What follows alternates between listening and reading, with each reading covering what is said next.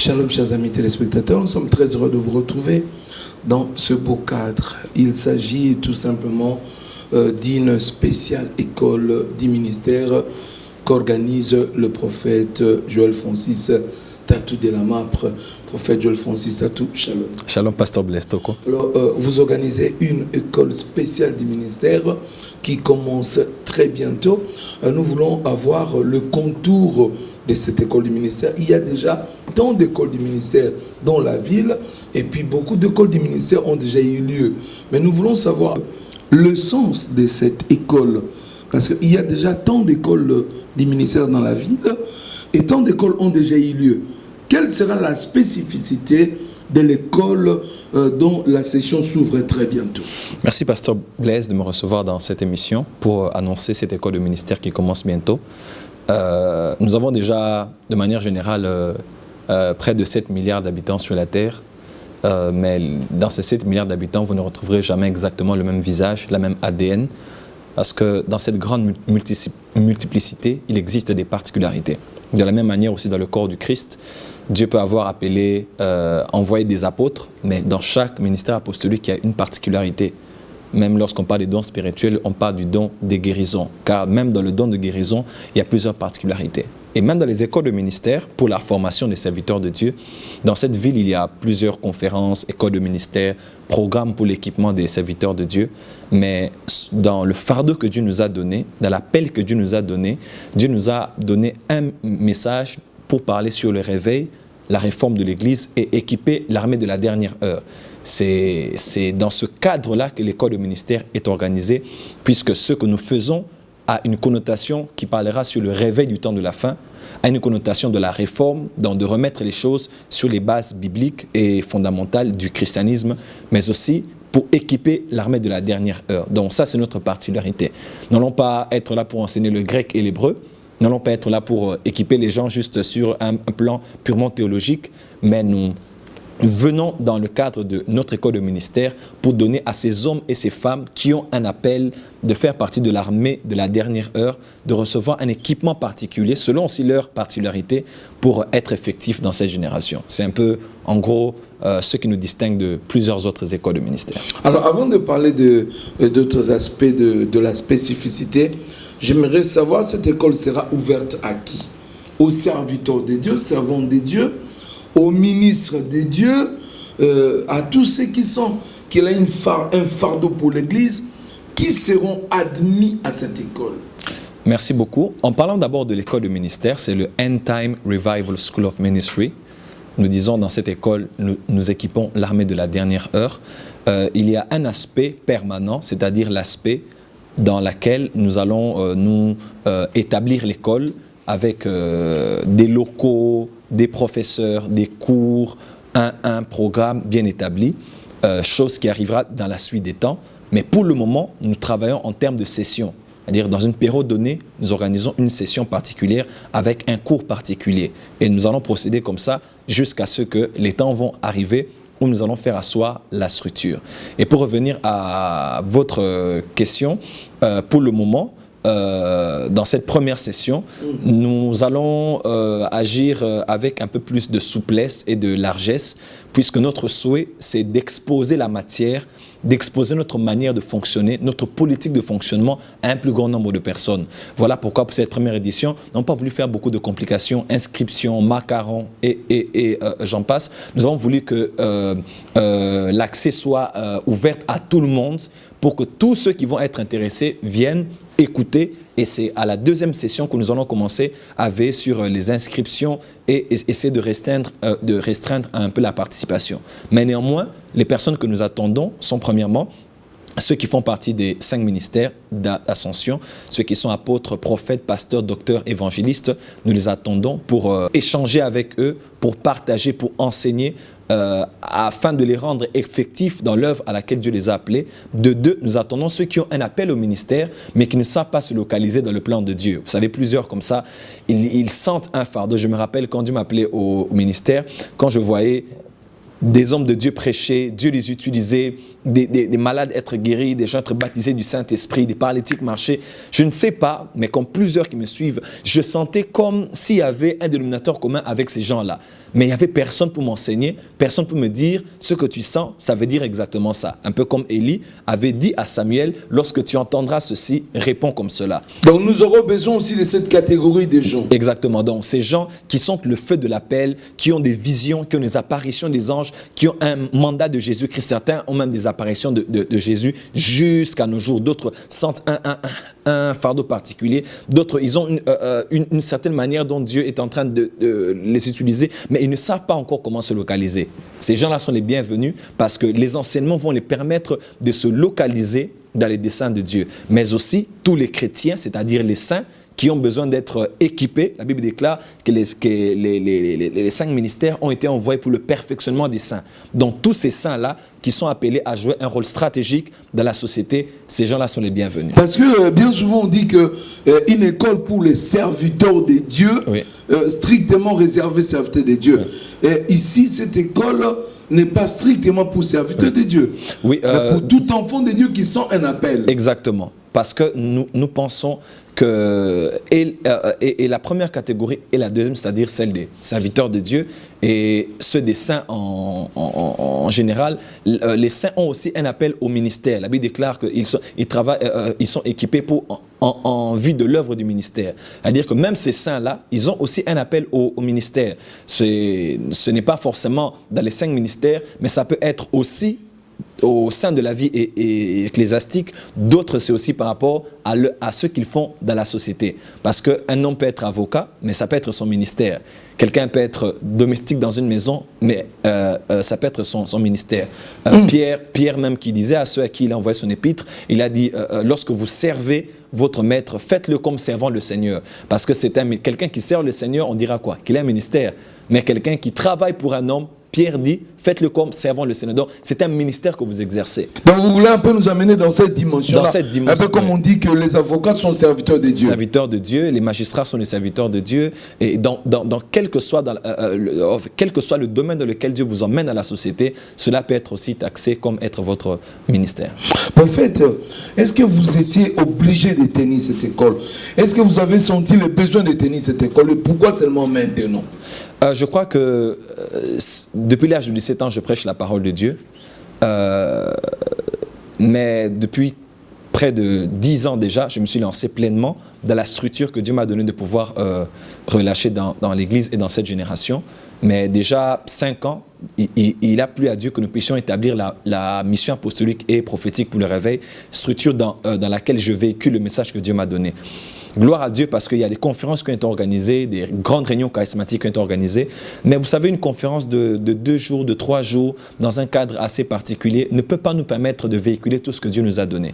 Alors, notre fardeau, selon l'obligation que Dieu nous a donnée, est de pouvoir prendre toutes ces personnes qui doivent jouer un rôle stratégique dans l'armée de la dernière heure, les emmener dans un cadre pour que de manière intensive, ils reçoivent une formation particulière qui va leur communiquer les atouts, l'information nécessaire afin de pouvoir être effectifs dans leur domaine. Vous savez, Pasteur Blaise, chacun d'entre nous aujourd'hui a sa place gouvernementale dans le royaume sur base de la connaissance que nous avons. Tous ces hommes qui sont sollicités ça et là dans le monde entier, qu'on appelle entre guillemets des grands serviteurs de Dieu, chose à laquelle je ne me livre pas toujours, mais toutes ces personnes qui sont sollicitées à cause de quoi? C'est à cause de la qualité et de la quantité d'informations qu'ils ont à offrir aux autres. Et la Bible déclare, vous recevrez une puissance et vous deviendrez mes témoins. C'est-à-dire que si vous ne recevez pas, vous ne deviendrez pas. Nous devenons en fonction de ce que nous recevons. Et la qualité de ce que nous recevons détermine la qualité de ce que nous devenons et nous communiquons aussi aux autres. Et gloire à Dieu parce que cette école de ministère vient avec des enseignements particuliers de qualité et de profondeur pour permettre à ces gens-là de devenir les personnes que Dieu attend qu'ils puissent être. Est-ce que le prophète Jules Francis se sent dans le poids, dans l'autorité prophétique de tenir une école du ministère? Je pense que l'autorité que nous recevons ne vient pas de nous, ne vient pas de l'audace, ne vient pas de juste une bonne volonté de pouvoir résoudre un problème ou donner des outils à ceux de votre génération, mais c'est un mandat que Dieu m'a donné. Lorsque le Seigneur m'a parlé, il m'a parlé clairement, donc j'ai un mandat clair et précis. Je suis appelé pour apporter un message. Vous savez, tous les prophètes de la Bible n'ont pas eu les mêmes messages. Élie avait un message particulier, Jérémie avait un message particulier, Ésaïe, Ézéchiel et j'en passe. Mais dans toute cette panoplie de prophètes, ceux qui les distinguent, c'est les messages que Dieu leur a donnés. Et Dieu m'a donné un message sur le réveil de l'Église, la réforme de l'Église et l'équipement de l'armée du temps de la fin. Et maintenant là, puisque c'est un mandat de la part de Dieu, je me lève comme Déborah, je me lève comme Barak, je me lève comme toutes ces personnes à qui Dieu a dit « Lève-toi et continue ». Lorsque tout le monde pleurait, tout le monde était en deuil, on se disait « Qui va se lever, qui va encore avoir l'autorité de parler ?» Moïse est mort pendant qu'ils étaient en train de pleurer. Dieu a dit « Josué, maintenant lève-toi » parce que c'est à toi que j'ai donné le mandat de pouvoir continuer. Et dans cette saison, j'ai fait une année, vous le savez bien, je n'étais pas dans les médias, je n'étais pas en plein exercice du ministère, surtout ici à Kinshasa. Et le Seigneur m'a parlé, m'a dit, c'est le temps.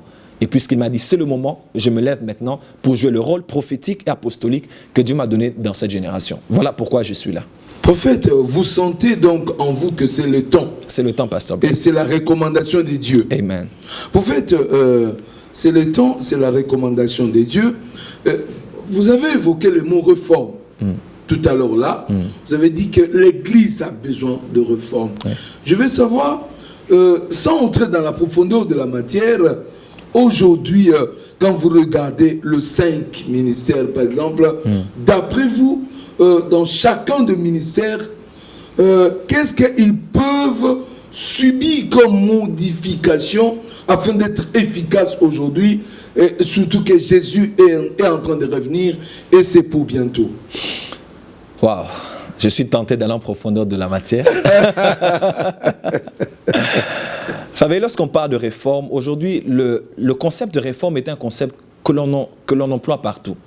Mais souvent, certaines personnes, bizarrement, se sentent menacées lorsqu'on parle de réforme. Et des fois, il est bon qu'eux parlent de réforme, mais pas certains. Car lorsque certains s'élèvent avec un message de réforme, on croit qu'ils viennent nous mettre dans une position d'insécurité. Nous croyons que le temps est arrivé où la réforme est en train de prendre de l'ampleur. Nous ne parlons pas d'une réforme extrémiste, parce que notre réforme a pour fondement la personne et l'œuvre de Jésus-Christ. Vous savez, la Bible déclare que nous avons été édifiés sur le fondement des apôtres et des prophètes. Et lorsque Dieu rétablit les choses, il les rétablit sur la personne de Jésus-Christ. Ce n'est pas dans une innovation terminologique, pour commencer à parler royaume, apostolique, prophétique, parce que certaines personnes sont encore là, dans certaines terminologies. Mais la profondeur de ce que nous faisons se fait sur base de ce que Christ est et de ce que Christ a fait et est en train de faire dans l'Église aujourd'hui. Pourquoi faut-il une réforme aujourd'hui? Parce que l'Église a subi plusieurs mouvements. Certes, par la grâce de Dieu depuis l'âge apostolique, lorsque ces hommes que Dieu avait laissés, que Jésus-Christ avait laissés sur la terre, ont été les canaux par lesquels l'Église est née. Paul est venu aussi, Paul a joué son rôle, mais après la mort du dernier apôtre, jusqu'à ce jour, l'Église a connu plusieurs mutations. Et gloire à Dieu parce que cela a mené l'Église à la maturation, à la maturité. Mais néanmoins, pendant que ces mouvements sont en train de faire, le problème avec les mouvements de Dieu, c'est que souvent les personnes qui sont garantes de ces mouvements, les personnes que Dieu utilise pour ces mouvements ont tendance à détruire soit ce qui a été fait précédemment, ou bien soit à empêcher et à freiner ce qui est en train de venir. Ça ne sera pas le cas en ce qui vous concerne? Non, nous jouons un rôle de transition. Nous sommes en train de préparer le peuple de Dieu à ce qui est en train d'arriver. Et pour que cela se fasse pleinement, il nous faut revenir sur les fondements qu'ont posés les apôtres et les prophètes. Voilà pourquoi ma mission, moi, c'est la mission apostolique et prophétique. Parce que nous croyons que lorsque les fondements de l'Église sont renversés, Dieu doit commencer à restaurer d'abord, avant de restaurer les fondements, il restaure les personnes qui posent les fondements. Et les personnes qui posent les fondements, ce sont les apôtres et les prophètes. C'est la dimension apostolique et prophétique de l'Église qui restaure les fondements. Et aujourd'hui, je crois plus que jamais qu'il nous faut une réforme, surtout dans le milieu des 5 ministères. Ce n'est pas pour menacer qui que ce soit, mais avec tout ce que nous avons comme titre honorifique, dont je je ne me sens pas forcément forcé à pouvoir citer ici, mais je pourrais quand même dire bishop, archibishop, pape, rabbin et patriarche et tout ce que nous avons, qui ne sont pas des mauvaises choses. Moi, celui qui veut s'appeler patriarche, je l'appelle patriarche. Celui qui s'appelle bishop, je l'appelle bishop. Mais il est quand même très important de pouvoir savoir qu'une fois que ces titres honorifiques que nous portons commencent à menacer la structure que Christ a laissée, là alors les titres honorifiques deviennent un grand danger et un grand frein. Vous pouvez vous faire appeler bishop tant que le respect de l'apostolat que Dieu vous a donné continue, tant que le respect de l'évangélique que Dieu vous a donné continue. Mais une fois que tous ces titres-là commencent à nous pousser à passer à côté de la structure apostolique, des apôtres, des prophètes, des docteurs, des pasteurs, des évangélistes, tant qu'une fois que ces titres honorifiques commencent à prendre la place de ces offices, alors là nous disons qu'il faut une réforme et que ces titres honorifiques deviennent peut-être une distraction pour nous. Donc vous estimez qu'il est plus que temps qu'il y ait des réformes au sein de l'Église aujourd'hui? Oui, et surtout sur le plan terminologique, parce que certaines personnes pensent que lorsqu'on parle d'apôtre, c'est juste une quête des titres. Non. L'apôtre, ce n'est pas celui qui implante les églises partout. Pas forcément, parce que Pierre n'a jamais implanté beaucoup d'églises et pourtant il est apôtre. Et il y en a plusieurs qui ne sont jamais sortis même de Jérusalem, mais pourtant ils sont toujours considérés comme des apôtres du Seigneur. Moi je crois aujourd'hui plus que jamais qu'il est temps de pouvoir redéfinir. Lorsque la réforme vient, Pasteur Blaise, la réforme vient pour définir ce qui n'a pas été défini et redéfinir ce qui a été mal défini. Certaines personnes pensent qu'un apôtre par exemple c'est quelqu'un qui doit avoir 30 ans de ministère. Certes, dans un domaine du ministère apostolique, l'expérience est de rigueur parce que Dieu peut vous permettre de passer par une certaine maturation jusqu'à être totalement relâché dans le ministère apostolique. Mais voyez-vous, Pasteur Blaise, lorsque Christ les a appelés les 12, qui avait 20 ans de ministère, qui avait 15 ans de ministère, Dieu peut appeler un jeune homme aujourd'hui qui a une année de ministère et l'appeler au ministère apostolique. Et il doit être reconnu et accepté par les pères pour être relâché dans son appel. Donc il y a beaucoup de choses qu'on a définies juste par congolité ou bien par la modernité ou à cause surtout de nos dénominations, de nos plateformes dénominationnelles. Aujourd'hui, dans certaines dénominations, on ne reconnaît que les pasteurs et les évangélistes. On ne reconnaît pas les apôtres. Ni les prophètes. Ni les prophètes, ni même les docteurs. Pire encore, les docteurs pour nous, ce sont les docteurs en théologie, Pasteur Blaise. Et pourtant, il existe une différence entre le docteur en théologie et le docteur d'appel. Imaginez-vous ce soir-là, il y avait 2 docteurs. Il y avait un docteur venu de Dieu et il y avait prophète. Un docteur sorti des écoles rabbiniques des Juifs, Nicodème, qui était docteur. Mais quelqu'un qui est docteur en théologie n'est pas forcément docteur d'appel au ministère doctoral. Voilà pourquoi cette école de ministère vient pour définir ce qui n'a pas été défini, mais aussi pour redéfinir ce qui était mal défini à cause de la connotation dénominationnelle de nos églises. Rentrant dans les Écritures et dans ce que les apôtres et les prophètes ont laissé. Il faut dire que ce temps mort d'une année vous ont servi d'approfondir l'Église aujourd'hui, de faire des analyses. Prophète, est-ce qu'on veut savoir quels sont les genres de professeurs que tu comptes utiliser dans cette école? Je compte surtout travailler avec ceux qui ont un fardeau pour le corps de Christ et pour la postérité. Vous savez, certains aujourd'hui, il est triste de voir que plusieurs ont l'appel, ont des ministères, mais dommage, ils ne pensent qu'à eux, ils ne pensent qu'à leur réseau. Ils ne livrent même pas leur prédication. Ils n'écrivent même pas des livres. Pourquoi? Parce qu'ils veulent que les gens commencent à toujours graviter tout autour d'eux. Moi, je crois qu'il nous faut des hommes qui ne travaillent pas pour avoir la prospérité, mais qui œuvrent pour la postérité. Donc des personnes qui ont un fardeau pour cette génération, un fardeau pour l'Église corps du Christ. Et je travaillerai surtout avec les personnes vraiment qui ont le fardeau du réveil du temps de la fin. Les gens qui voient les nations aujourd'hui, les gens qui ont un cœur pour l'évangélisation du temps de la fin, les gens qui ont un fardeau pour la mission. Non, les gens qui ont la mentalité ecclésiastique. Ces gens-là qui sont juste bornés par notre Église, par notre Église et notre dénomination. Voyez-vous, les apôtres sont allés en mission et ils ont vu quelqu'un qui chassait les démons au nom de Jésus. Ils se sont dit, maître, on interdit à cet homme de chasser les démons. Non! Il a dit, même s'il n'est pas contre nous, il est avec nous. Il est avec nous. Parce qu'eux, ils ont dit non, il n'est pas de notre ecclésia, de notre staff, de notre bande, de notre réseau, de notre plateforme, de notre synergie. Non. Et aujourd'hui, c'est cette mentalité-là qui nous tue.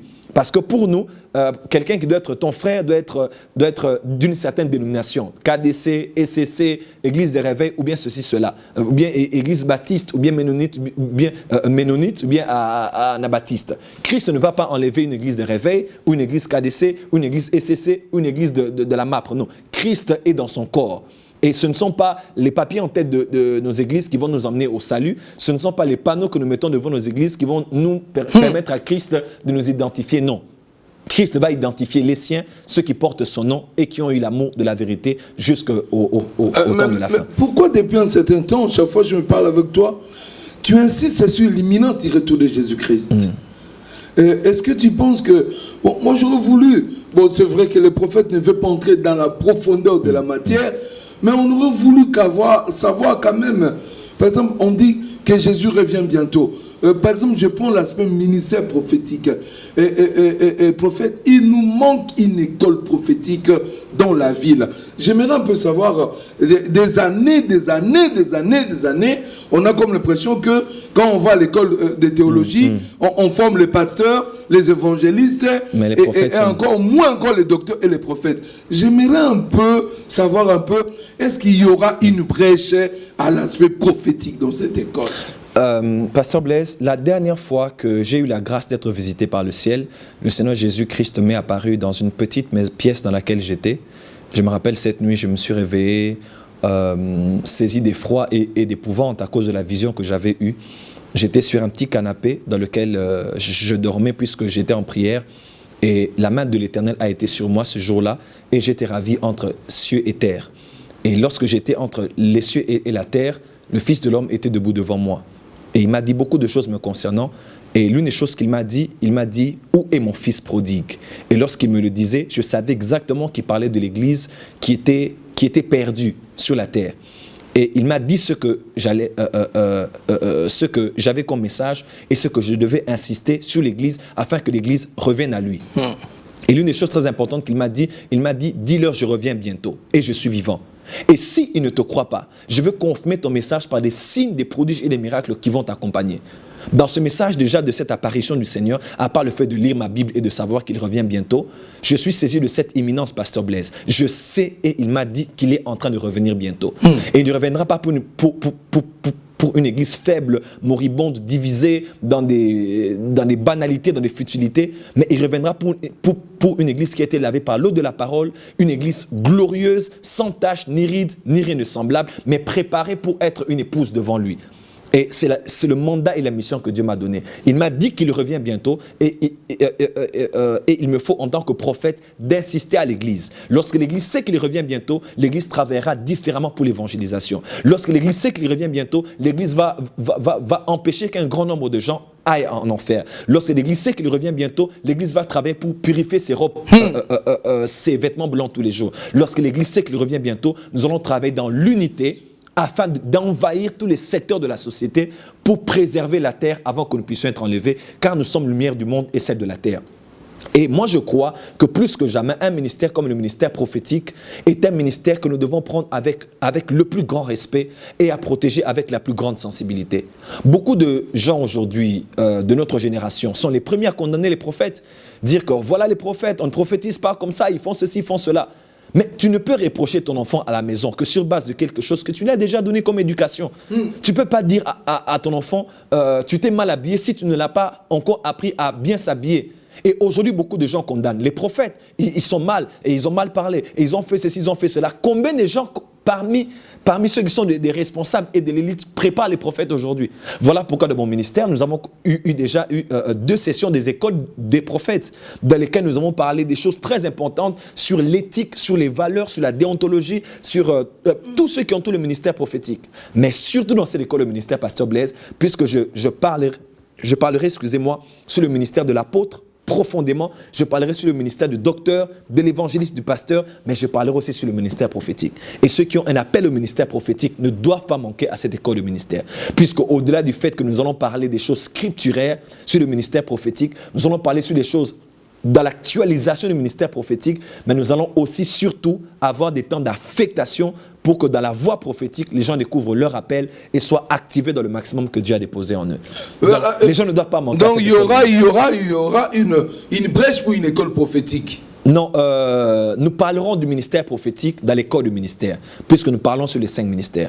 Mais dans l'école du ministère, en général, du End Time Revival School of Ministry, il y aura une formation spécifique pour le ministère prophétique. Prophète, il y a un aspect pour le ministère prophétique, mais moi j'avais une autre préoccupation. Je vous en prie, pasteur. Toujours par rapport aux 5 ministères aujourd'hui. Papa, je sais que vous ne voulez pas entrer dans le détail. Aujourd'hui, quand on regarde par exemple les ministères d'évangélisation, par exemple, qui encore dans ce pays accepte de se faire appeler évangéliste? Et presque pas en tout cas. Et j'aimerais un peu que tu nous dises un peu, sans nous donner trop de détails peut-être, mais que tu nous dises un peu aujourd'hui en tant que prophète, quel regard vous avez des ministères évangéliques? Voilà. Pasteur Blaise, la réforme vient avec la définition de ce qui n'a pas encore été défini, mais la redéfinition de ce qui a été défini mais mal défini. Au départ, nous connaissions le ministère évangélique et de l'évangéliste. Mais à la longue, avec plusieurs considérations humaines, nous avons réduit le ministère évangélique à une dimension de gagneur d'âme. J'aimerais dire une chose très importante ici. Tout chrétien est gagneur d'âme. Tout chrétien est appelé à être gagneur d'âme. Mais tout chrétien n'est pas appelé à être évangéliste. Beaucoup de gens confondent le fait d'être gagneur d'âme et évangéliste. Aujourd'hui, puisque dans nos églises... Non, là vous êtes trop pressé, pardon. Pardon. Le fait de gagner les âmes ne fait pas de vous nécessairement l'évangéliste. Exactement. Wow. Dans le livre de Proverbes, le sage dit que le sage, c'est celui qui gagne les âmes. Et nous avons été justifiés dans la sagesse de Dieu pour être comme lui. Tout chrétien est appelé à gagner des âmes. Tout chrétien est appelé à aller aller dans les nations et faire de toutes les nations des disciples de Jésus-Christ, de les enseigner, de les baptiser, de faire des disciples de Jésus-Christ. Là, c'est à tout chrétien, que vous soyez homme, femme, que vous soyez pauvre, riche, que vous soyez chrétien d'Asie mineure, d'Europe ou bien d'Afrique, vous êtes appelés à être gagneurs d'âme, à témoigner de Jésus-Christ, à être témoin de la résurrection. C'est la mission de tout chrétien. De tout chrétien. Tout chrétien est un gagneur d'âme. Mais concernant maintenant le ministère de l'évangéliste, c'est tout autre chose. Il est écrit, il a donné aux uns comme apôtres, prophètes, docteurs, pasteurs, évangélistes. Un évangéliste est un ministère gouvernemental, un ministère d'autorité au même niveau que l'apôtre, au même niveau que le pasteur, au même niveau que le docteur, au même niveau que le prophète. Ah bon? C'est à cause de nos dénominations. Ce n'est pas le plus petit des ministres de Dieu. Beaucoup de gens pensent, pasteur Blaise, que le ministère évangéliste, c'est celui qui, vous savez, autrefois, quand Dieu me permettait de travailler dans le ministère de l'évangéliste, il nous a expliqué ça, comment est-ce qu'un ministère arrive aussi à maturation. Dieu vous permet de travailler dans un ministère, après pour préparer un autre. Quelqu'un m'a vu travaillant de l'évangélisation, en tant qu'évangéliste, parce que j'étais consacré évangéliste chez nous à l'église. La personne m'a dit, prophète, j'ai appris que vous êtes évangéliste. Bientôt, vous allez devenir pasteur. Hein? Vous voyez cette personne? La personne pensait, c'est normal. Je peux lui accorder cette erreur parce que nous ne connaissons pas. Et nous croyons que l'évangéliste, c'est le fils du pasteur. L'évangéliste, c'est le gagneur d'âme. L'évangéliste, c'est cette dimension que nous avons avant de vous préparer à devenir pasteur. Alors que l'évangéliste est un ministre d'autorité. Il est au même niveau que l'apôtre. Ministre d'autorité. Ministre d'autorité. Un évangéliste, c'est un Billy Graham, c'est un ministère d'autorité.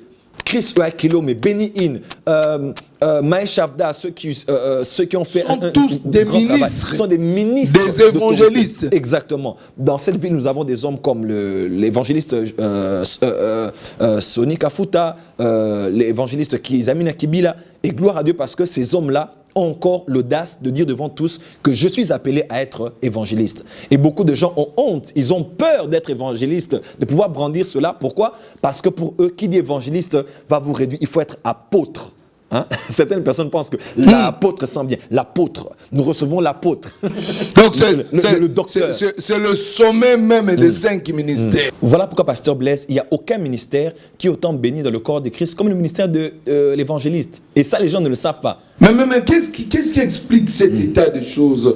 Et qu'est-ce qui fait aujourd'hui dans nos églises que les évangélistes soient presque identifiés à un frère, un zélé, il s'est joué au tam-tam, voilà. Il s'est arrangé les bancs avant les cultes, maman église, moi tia melakawa, dès on l'appelle même Evanjo, Eva. c'est quelqu'un et qui aime blaguer avec des petites sœurs. Oui. Et tout. Je sais pas, ça c'est trop grave. Qu'est-ce qui justifie cette dégradation et ce mauvais regard du ministère évangélique? Je vais répondre en Lingala. Pasteur Blaise, ezara po tozwana enseignement te. Okoki kozela n'église na yo, bato ba na ko prophétiser te, ceux qui ont enseigné ba on a la prophétie. Okoki kozela. Donc atmosphère église non, ezo dépend de la qualité enseignement au Pesara. Au moment la dons spirituel, enseigner sur les dons spirituels. Parce que réaction à peuple, culture à peuple, mentalité à peuple, terminologie à peuple, regard à peuple sur le ministère, ezo dépendre na enseignement au Pesara.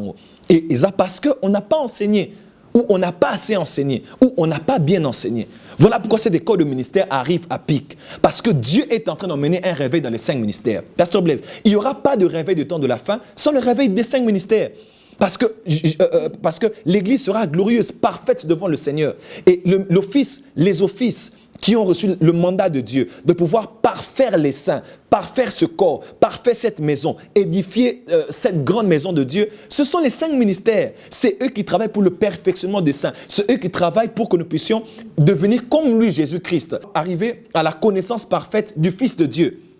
Et moi, je crois plus que jamais que les 5 ministères sont en train de s'élever dans ce temps de la fin. Et les évangélistes surtout. Parce que les évangélistes vont travailler et dans l'église locale et à l'extérieur de l'église locale, un ministère évangélistes actualisé, un ministère d'évangélistes stratégique, un ministère d'évangélistes décliné dans le corps du Christ. Il vous donne la pensée de Dieu, non seulement sur ce qui est dans les Écritures, mais aussi sur comment l'église peut évangéliser stratégiquement tous les secteurs de la société. Prophète, je n'ai vraiment pas l'intention d'aller dans la profondeur.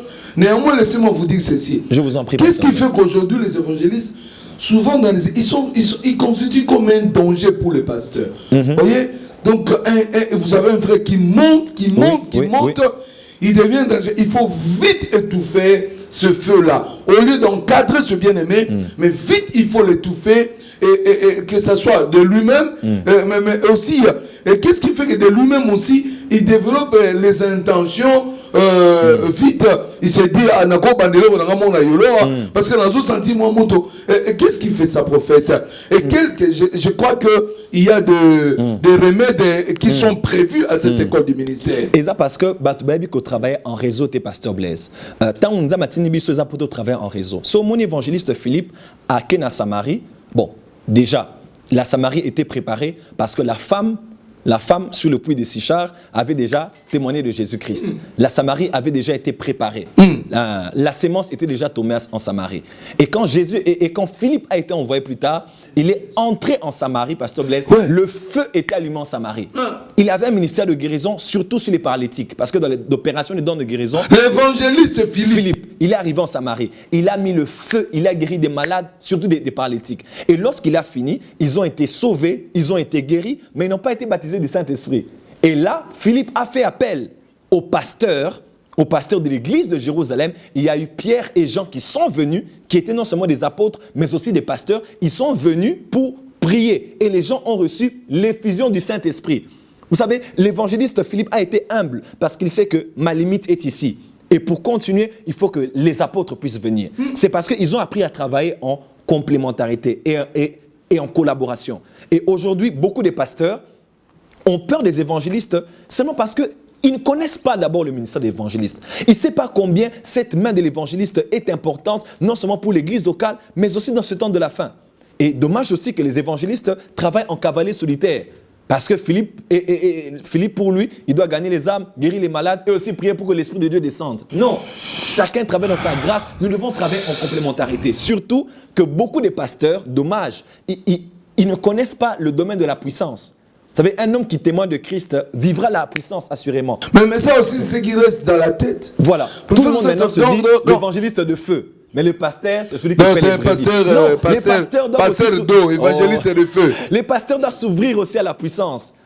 Parce qu'il n'a pas été uniquement prévu aux évangélistes d'opérer dans la puissance. Voilà pourquoi cette école de ministère arrive. Parce que nous allons prier aussi pour des séances d'affectation afin que dans votre appel, vous puissiez travailler avec puissance. Qui vous a dit que le docteur, ce n'est que celui qui va vous dire, point 1, en hébreu, gnos, ginosko, ou bien ecclesia, ou bien kalaleo. Non. Il nous faut des docteurs comme les Kenneth Hagin. Un homme qui vous parle, qui vous enseigne, mais qui démontre aussi. Écoutez les paroles de Nicodème, docteur de la loi, devant le docteur Jésus. Écoutez, il dit, nous reconnaissons que tu es un docteur venu de Dieu, car nul ne peut faire. Oh, praise God. Nul ne peut faire. Elle dit que Jésus était un docteur qui faisait. Docteur, mais dont le ministère était accompagné de la démonstration. De la démonstration de la puissance. Et il y a le temps est arrivé, Pasteur Blaise, où les docteurs en puissance vont s'élever. Ils vont non seulement dire le grec et l'hébreu, non seulement enseigner systématiquement, non seulement expliquer les Écritures, mais ils vont démontrer. Quand ils vous expliquent sur la guérison divine, ils sont même de vous dire, emmenez cet homme qui n'a pas de jambes, nous prions pour lui et la jambe va pousser. Le temps est arrivé. Voilà pourquoi cette école de ministère vient, Pasteur Blaise, parce que le temps du réveil est arrivé, le temps de la réforme apostolique est arrivé. Que les docteurs ne manquent pas à cette école. Docteur, prophète, voilà, docteur. Voulez-vous nous préciser les lieux, la date et les conditions, surtout les conditions, avant d'aller plus loin? À tous ceux qui nous suivent, cette école de ministère, pour la première session néanmoins, elle est ouverte à tous. Il n'y a pas de conditions. Il n'y a pas, vous n'entendrez pas, oh non, il faut prendre des macarons ici, ou bien s'inscrire là-bas. Non. La seule condition, c'est de venir avec soif, de venir avec humilité, pour recevoir aussi ce que Dieu a à vous enseigner dans cette école de ministère, qui que vous soyez. Venez avec soif, venez avec ouverture d'esprit. Ça, c'est ma demande. Mais vous ne payerez rien, donc la conférence n'est pas payante. Il n'y a personne, il n'y a aucune poule à Kinshasa ou dans une commune particulière. On vous dira, non, la conférence du prophète Joël ici, venez payer. Non, elle n'est pas payante, il n'y a pas de macarons. Pour la première session, nous venons tous. C'est de 18h à 20h30 ou 177 avenue Kabalo, dans la commune de Lingwala. Référence Rond-Point-Huillerie. Donc c'est là dans la salle de conférence La Palmeraie que nous allons nous retrouver pendant 4 jeudis. Jeudi 13 juin, jeudi 20, déjà ce jeudi déjà, jeudi 13, donc notez déjà les dates, bon notez ma date Oyo. Donc jeudi le 13 juin, jeudi le 20 juin, jeudi le 27 juin et jeudi le 4 juillet. Donc ce sera 4 jeudis successifs. Nous allons nous retrouver de 18h précise à 20h30 puisque c'est une salle qui est payante, nous n'allons pas déborder, nous ne sommes pas dans une église locale. Donc je vous prie de ne pas manquer. Non seulement que nous allons parler des choses très importantes, vous voyez déjà de ce genre de sujet, je sais que beaucoup de gens se disent je ne savais pas ou bien pourquoi est-ce qu'on nous traite comme ceci ou cela. Nous allons parler sur les 5 ministères. Nous allons les définir sur un plan purement scripturaire, apostolique mais aussi prophétique. Alors prophète, une autre préoccupation, je pense qu'elle sera abordée à l'école du ministère. J'aimerais que tu puisses nous expliquer en tant que Mouton Nzamba Solo Naye sur 2 faits. Un, la disparition des évangélistes. Ignorance, intérêt, qu'est-ce qui s'est fait? Et cette disparition a quoi comme conséquence l'élo? La ville à Kinshasa. Parce qu'on a comme l'impression que les églises sont nombreuses, mais vous savez que Kinshasa, croisade d'évangélisation, et ça la magali sous-souté. Alors, on a un peu au sali s'habitue un peu, comment on s'otale le local. Et puis le deuxième fait, total aspect apostolique, et puis on va terminer parce que cette émission tend déjà vers sa fin. Au nous la disparition de l'évangéliste, et puis ça aura quoi comme conséquence l'église je sais que ça sera abordé à l'école. Je pense que ça a dû n'amakamwebele et ça a dû par exemple à fait que fardeau il y a fardeau à Baham et ça les sous makacité. Donc tu belé au moins la croisée d'évangélisation même tu as passé 1 heure du temps à ça l'appel de fond mais à Betty peut-être quelques minutes pour ça à appel au salut. Et dans certaines croisades l'appel au salut couteau et ça l'a suscité. Ma miracle, ma malamoko, ma prophétie, ma appel de fond, et mon ça là tout parce que à investir $10,000, mais à que attends appel moi à récupérer à ta plus ou bien bon pour à subvenir na ko futa caméra, ko futa publicité ou bien ko futa stade. Moi je crois aujourd'hui qu'il faut fardeau ya ba âme et zonga. Et pour que le fardeau des âmes revienne, il faut que les évangélistes travaillent. Les évangélistes au fait ne sont pas appelés uniquement à être dehors. Parce que je m'aime bien, pasteur, dit non, les évangélistes, sortez de l'église, vous, ici, ce n'est pas votre place. Non. Le ministère de l'évangéliste a aussi une responsabilité dans l'église locale, dans le corps du Christ. Ah bon? Oui, parce que l'évangéliste... Non, les évangélistes placent la nous à la AAT. Moi, je ne comprends pas pourquoi les évangélistes traînent ici dans l'église. Non. l'évangéliste travaille aussi du nombre de ceux qui sont appelés à travailler pour le perfectionnement des saints en vue de l'œuvre du ministère. Le ministère de l'évangéliste, quand il travaille dans le corps du Christ, il fait certaines choses, dont je parlerai à l'école de ministère. Wow. Mais il est très important de savoir que, puisque le souci des âmes est parti, les évangélistes ont démissionné de l'évangéliste, ils sont tombés dans ce qui fait un peu plus ostentatoire aujourd'hui. Le prophète, par exemple. Parce que le phénomène au Congo, c'est le prophète. Et même partout ailleurs, c'est le prophète qui se fait entendre, c'est le prophète qui a facilement des offrandes du prophète, parce qu'il n'y a pas des offrandes d'évangéliste, il n'y a pas des offrandes de l'apôtre, il y a facilement les offrandes du prophète. Donc le prophète se sent honoré, c'est celui à qui on doit donner, c'est celui qui donne direction, c'est celui autour duquel tout le monde gravite. Alors que ce n'est pas normal. Un évangéliste, quand il comprend son appel et sa vocation, je vous dis, c'est juste parce que c'est juste à cause de l'ignorance. Beaucoup d'évangélistes sont là, mais dommage aussi, il y a un problème, parce que dans certaines dénominations, on ne reconnaît que les pasteurs, on ne reconnaît pas les évangélistes, ou bien on les reconnaît, mais on les reconnaît comme des gagneurs d'âme. Voilà pourquoi le maximum de l'évangéliste ne sort pas, parce qu'il n'est pas reçu en qualité d'évangéliste. Alors prophète, on ne sait pas, jusqu'à présent on a un problème, on ne sait pas qui établit l'apôtre, qui appelle l'apôtre, il doit travailler où, avec qui, et dans quelle durée, et toutes ces préoccupations, ça nous dérange quand même, prophète Joël Francis. Toutes ces choses, pasteur Blaise, il y a à boire et à manger, mais nous allons en parler à l'école du ministère. Aujourd'hui, dommage que nous établissons des gens selon la prestance. Au moins, ce frère-là, il est très calme, il est très posé, il est conciliant, il parle bien, il s'exprime bien en public. Quelqu'un peut avoir une bonne exhortation sans être pasteur, hein, mais on voit juste la prestance et on l'établit pasteur. Et dommage aujourd'hui, beaucoup d'Éliab, frères de David, sont devenus rois parce que Samuel le prophète a versé de l'huile sur quelqu'un qu'il ne fallait pas. Et on a ordonné beaucoup de gens dans les ministères auxquels ils n'ont jamais été appelés. Et beaucoup de gens meurent de maladie aujourd'hui, meurent de souffrance. Au moins, je souffre, je suis persécuté. Non, papa, tu es persécuté gratuitement. Vous savez, quand on donne à quelqu'un d'être ministre dans une nation, on le donne aussi les militaires pour le protéger. Si tu n'es pas appelé au ministère du pasteur et qu'on t'ordonne pasteur selon votre dénomination, tu n'as pas les anges pour te protéger. C'est vrai qu'il y a des combats dans le ministère, mais il ne faut pas avoir des combats pour un appel que tu n'as pas. Le monde spirituel ne te reconnaît pas. Tu n'as pas les anges pour te protéger dans cet office comme prophète, comme pasteur. Ce n'est pas parce que tu prophétises que tu es prophète de ministère.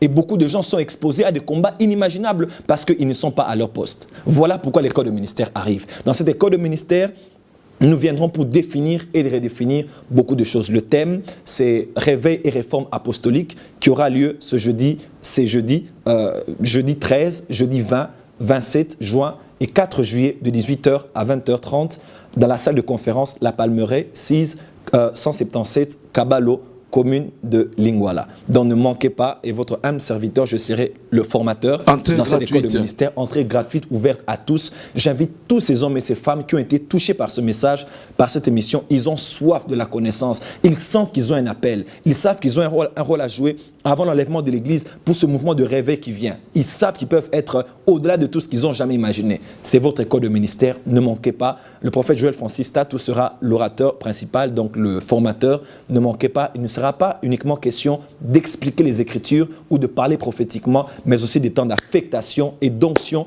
pour que dans le prophétique et dans la puissance, nous puissions sortir de cette école pour bouleverser les nations, car c'est notre temps et je crois que cette école de ministère arrive au bon moment. Pour tous les détails, au bas de l'écran, les gens peuvent voir le numéro de téléphone au bas de l'écran. Vous pouvez appeler pour tous les autres détails dont vous avez besoin pour cette école de ministère. Sinon, écrivez-nous sur contact@jftministries.com et nous pourrons vous répondre concernant tous ceux qui sont dans le monde entier mais qui ne peuvent pas être ici à Kinshasa, concernant la manière dont nous allons procéder pour faire parvenir cette formation dans les nations. Prophète, merci beaucoup. Merci, pasteur Blaise Toko.